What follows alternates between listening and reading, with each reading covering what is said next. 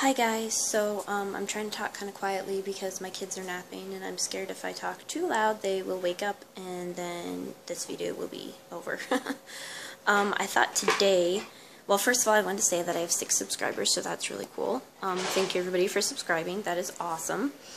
And then I wanted to show you guys how my planner is. Now I'm using Mardell's A Simple Plan.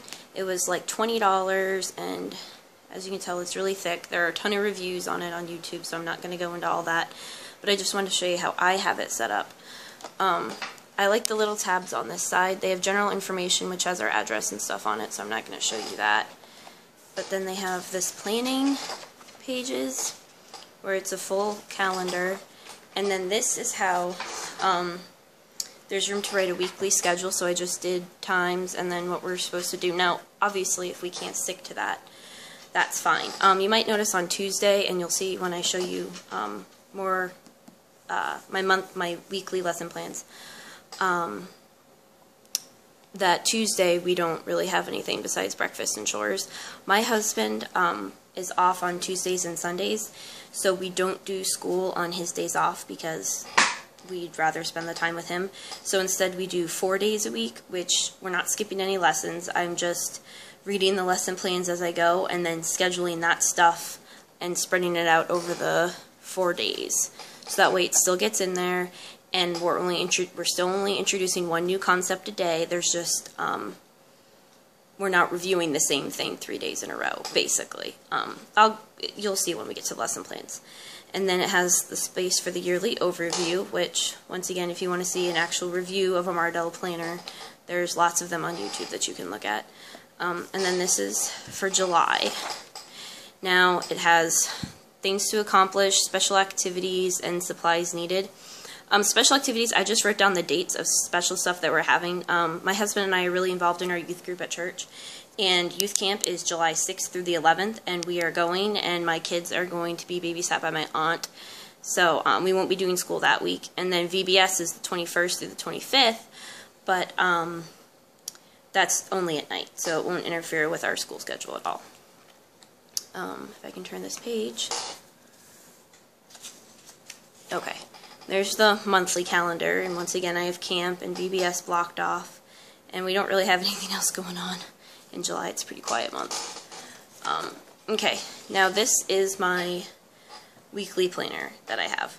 And as you can see, there's nothing on Tuesdays. Tuesdays is completely empty. And then I have my subjects, and I know it's kind of hard to see here. But on the subjects, hopefully you can at least read those. And I was writing this, sorry, I'm talking loud again. I was writing this all in pencil, but it made it hard to see with all the gray. So I found these at Walmart, and they're erasable colored pencils. And I thought that was the coolest thing ever. They have them in a 12-pack and a 24 count, and they erase really, really well, too. They're not like the erasable pens where they don't really erase. These erase very well. And that way I can write, and I can color code all of his subjects, but I can erase it if I need to. I was trying to see if I could find an erased one, but I can't. And so that's how I have it broken up, and as you can see, there's not a whole lot to do for each subject. It's just a few things every day, so he's not going to be overloaded. You know, we introduce I. You know, we don't even have handwriting until Wednesday. So you introduce I and see it's just the whole schedule. And then this is the week of camp, so I left it blank because we won't be doing school. And if you guys want, I can make a video and talk about why our schedule is the way it is, why we go a week, and then why we're off a week. But I don't want to bore you with details, so don't worry about it. But and then this is the second week, and I don't have the third week done yet. But this is the third week, and that's how, and once again, nothing on Tuesdays. And that's how I have my Mardell, that's how my weekly lesson plans broke up. Now, Abeka has these lesson plan guides. There's 3 of them because we have phonics, and we have handwriting, and then we have math. So instead of me having to pull like three of these things out every day and plus this one, I thought it would just be simpler since these are perforated and hole punched. If I just ripped out 6 weeks at a time, since we're doing 6 weeks on and 2 weeks off anyway. Hold on, I'm going to switch hands for the camera. That hand was getting tired. That I would just rip them out and put them in here. So now I'm going to show you my lesson plan binder, which I know is confusing, but that's what I'm doing this year. I have stickers here for the kids. I have a 2-year-old who's just going to be doing basic coloring pages, but if I give one of them stickers, you can't not give the other one stickers. So I let them each pick out stickers. This is our homeschooling planner. I messed up in December, so it's purple, but these are blue is weeks on, pink is weeks off. So as you can see, we still are going to be doing a lot of school. It just won't be like a normal school calendar. And then this is what I'm using for as attendance. I'm just going to keep a yellow highlighter in here and then yellow highlight the days that we're here. I don't need to keep track of attendance we live in Florida, and I do not need to keep track of his attendance. 180 days is not required, but I'm still going to anyway, because number one, you never know when that law might change, and plus it's just helpful. This is actually in my Simple Plan Planner.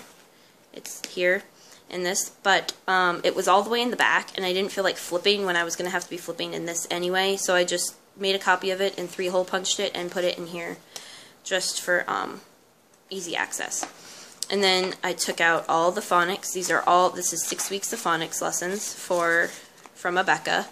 And as you can see, in case you don't know what the phonics lessons look like, this is what an Abeka lesson plan looks like. This is handwriting. And like I said, if you were doing cursive, we would have to do this, but he's not. So handwriting is a completely different section. And then, so that you introduce a concept, and then you review it in the same lesson.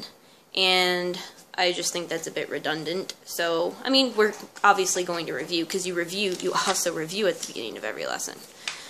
There's a warm-up/review, and then you do something, and then you have another review. So, we probably won't be doing these ending reviews, or we won't be doing the beginning reviews, whichever one I like better. But I don't know if you can tell, but I have our phonics, what we're actually going to be doing, in blue. If it's underlined in blue, that's all what we're going to be doing. And if it's not underlined in blue, we're skipping it. So anyway, that's what the phonics looks like.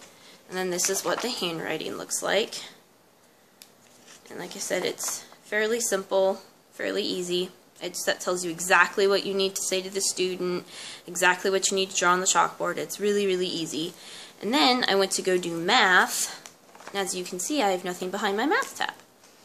Because Abeka hole punched and perforated these two, but the numbers is not perforated, nor is it hole punched. And I actually bought a 3-hole punch because I thought that it was perforated. But they're not, so I would have to rip it out and 3-hole punch it, and that's just too much work. So I'm still going to have to use this, but that's okay. It is what it is. And then these lesson plans, I don't even need the book except to make copies, because it's like really, really easy, and we broke it up over 4 days, and we're not doing all the experiments, and we're not doing all the workbook pages that are in here, because he'll be 5, and he can't, that's hard for him. So, well, we can fill it out together, but if we don't get to it, we don't get to it, and that's the way I feel about it.